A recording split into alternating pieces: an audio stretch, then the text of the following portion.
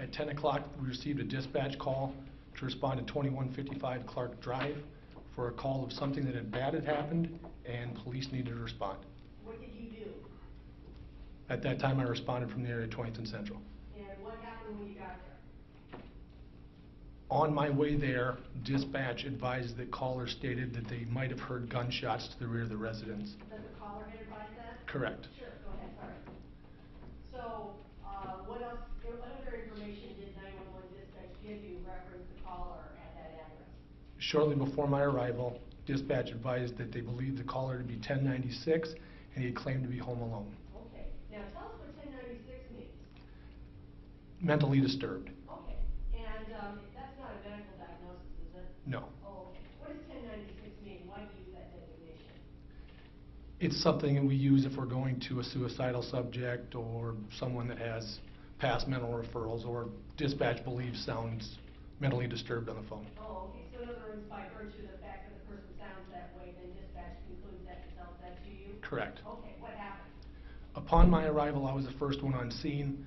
A fire engine was actually pulling up right across the street from 2155 Clark Drive. Right behind me was Lieutenant Ramirez. And what did you guys do? At that time, I got out of the car. Lieutenant Ramirez asked dispatch to have Mr. Stern exit the residence. Dispatch immediately came back stating that Stern claimed to be disabled and was unable to come outside and was home alone. Okay. What did you do then? At that time, I went to what would be the east door, the side door of the residence, and found that to be locked. At the same time, Ramirez went to the front door and advised me that it was open. So what happened? I then met Ramirez at the front door. The front door was open, screen door was closed. Okay. At that time, we both drew our service weapons and entered the front door of the residence. And why did you do that? Because why did you draw your service weapons in other words? the dispatch coming back stating that Stern had advised there was possible shots fired in the residence. Okay, what happened then when you got to the front door? I entered the residence. Immediately, Ramirez started saying, "Police, police."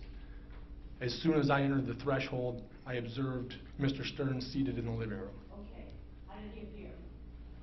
Much like he does today. Okay. His hands were raised in the air. Okay. At that time, I asked Mr. Stern what was going on, who was there.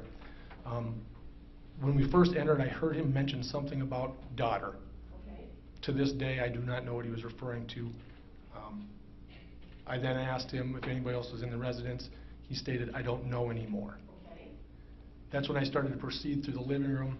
Before I got through the living room, I told Mr. Stern, "Keep your hands up," as I passed by him.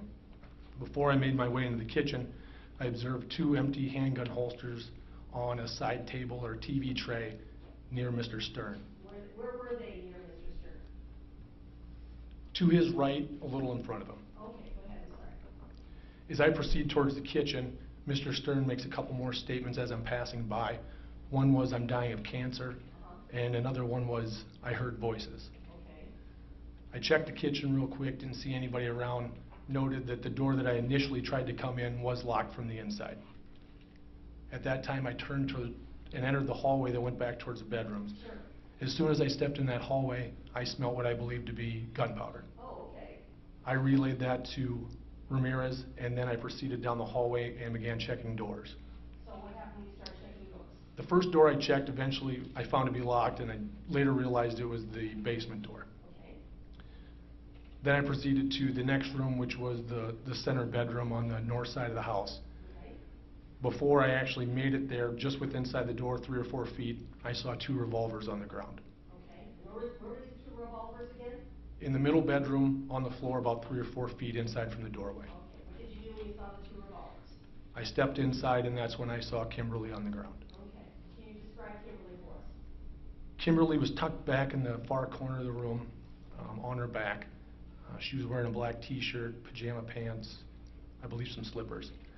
I noted what I believe to be bullet wound to her middle of her throat, an entrance and exit wound to her right hand, which was on her chest. Okay.